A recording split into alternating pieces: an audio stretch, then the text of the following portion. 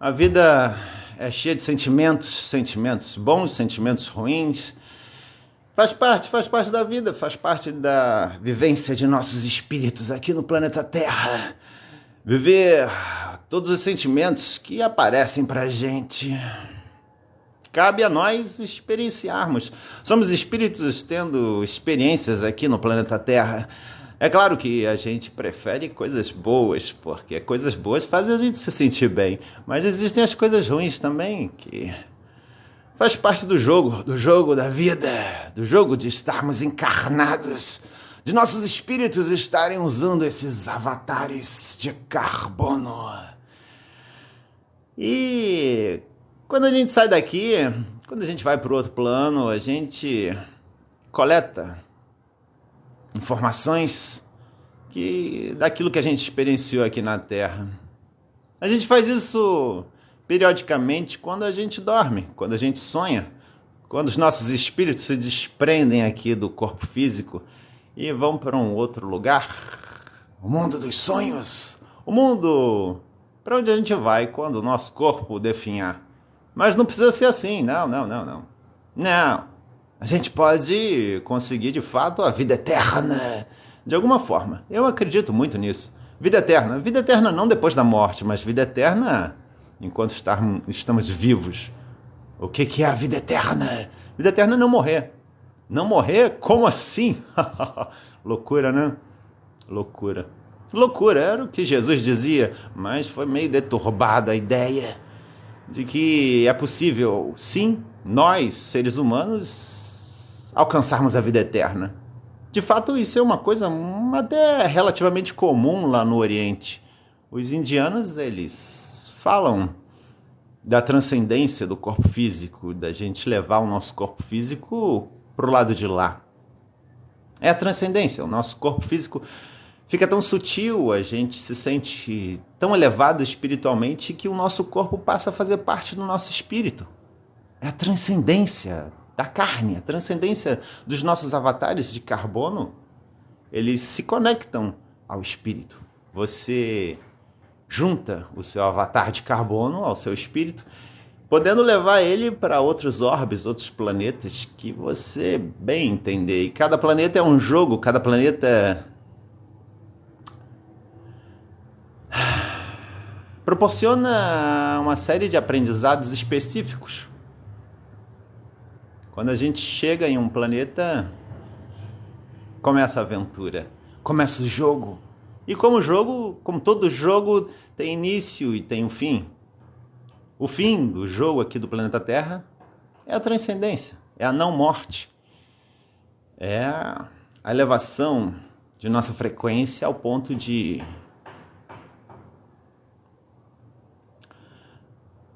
não morrer. Vida eterna. Vida eterna é vida eterna. Vida eterna não é depois que morre. Se você morre, não tem vida eterna. Quando a gente morre, acabou. Aí só reencarnando mesmo. Reencarna e dizem que chama-se karma. A gente fica preso no ciclo kármico. Morre e reencarna, morre e reencarna, morre e reencarna. Mas não é eterno, não. Chega um ponto que o nosso aprendizado alcança o limiar, alcança o limite. É quando os nossos corpos transcendem. Isso é muito lindo, né? Isso é maravilhoso. E cada vez mais o Ocidente está entendendo o que o pessoal do Oriente fala a respeito de vida eterna. Dizem até que Jesus passou uma temporada no Oriente. Não é à toa que, quando ele nasceu, teve a visita dos 3 reis magos do Oriente. 3 reis magos! Eles faziam magia. Do Oriente, claro. Xing Ling, Oriente, meu amigo. A Índia é muito... Lá na Índia é muito comum esse papo de transcendência, por isso eles são tão fissurados em meditar e tal, mas a meditação por si só, na minha visão, não leva a muita coisa, é preciso viver, é preciso experienciar tudo que os nossos corpos físicos têm para experienciar aqui no planeta Terra. É preciso sentir as emoções deixar as emoções fazerem parte de nossas vidas, saber lidar com elas. Isso nos traz a maturidade, nos traz o aprendizado que os nossos espíritos precisam ter para chegar ao fim do jogo. É como se fosse um grande jogo, um jogo virtual. Essa vida aqui no planeta Terra, um jogo virtual. A gente nasce, cresce, se reproduz e morre. Não.